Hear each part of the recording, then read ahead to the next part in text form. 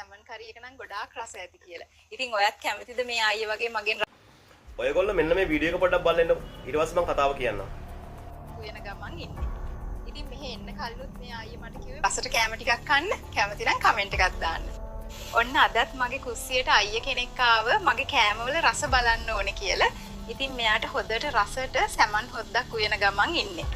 ඉතින් මෙහෙ එන්න කලිනුත් මේ අයිය මට කිව්වේ මගේ සැමන් කරි එක නම් ගොඩාක් රස ඇති කියලා. ඉතින් ඔයත් කැමතිද මේ අයිය වගේ මගෙන් රසට කැම ටිකක් කන්න? කැමති නම් කමෙන්ට් එකක් දාන්න. අන්න මුකුත්ම ගෙදර නෑ අනේ. ඒක නිසා චූම්පාන් එන සද්ද ඇහිලා මම පාරට ආව චූම්පාන් ගන්න.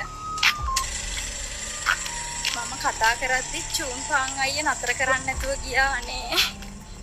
අද මම බඩගින්නෙන් තමයි. ඕගොල්ලෝ දැක්කනේ දෙන වීඩියෝ ටික.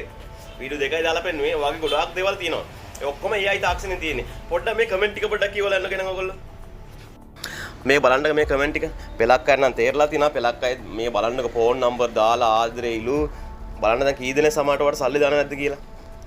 මැසේජ් වලින් අනිවාර්යයෙන්ම අන්දන්න පුළුවන්. දැන් මෙහෙම දෙයක් වුණත් දැන් මේක තේරෙන්න ගන්න එපා මේක AI තාක්ෂණය කියලා. දැක්කනේ කමෙන්ට් වල තියෙන විදිහ පෙලක් අය ෆෝන් නම්බර් දාලා තියෙනවා. ගොඩක් අය රැවටිලා තිනවා ඔයාලට. පෙලක් අය සල්ලි දානවා බැංකුව වලට. මම මේ වීඩියෝ එකෙන් කරන්න මේ හදන්නේ මොකක්ද දන්නවද? ඕගොල්ලන්ගේ නොදන්න කෙනා හරියට යාළුවා හරි තාත්තලා හරි කමන ගොඩක් කට්ටිය වයසක අය ඉන්නවා කොල්ලොත් ඉන්නවා.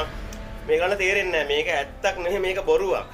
ඒ හින්දා ඕගොල්ලන්ගේ සල්ලි ගසා ගන්න හින්දා තමයි මම මේක තේරුම් කරලා කියන්න හදන්නේ. තව කෙනෙක් අමාරු වැටෙයි කියලා. මොකද ගොඩක් කට්ටිය අමාරු වැටලා තිනවා දැනටම. ඒක නිසා මම මේ දැනුවත් කරන්න තමයි මේ වීඩියෝ එක දැම්මේ ඕගොල්ලන්ට. ඒක හින්දා මේක අනිවාර්යෙන් ෂෙයා පාරක් දාන්න.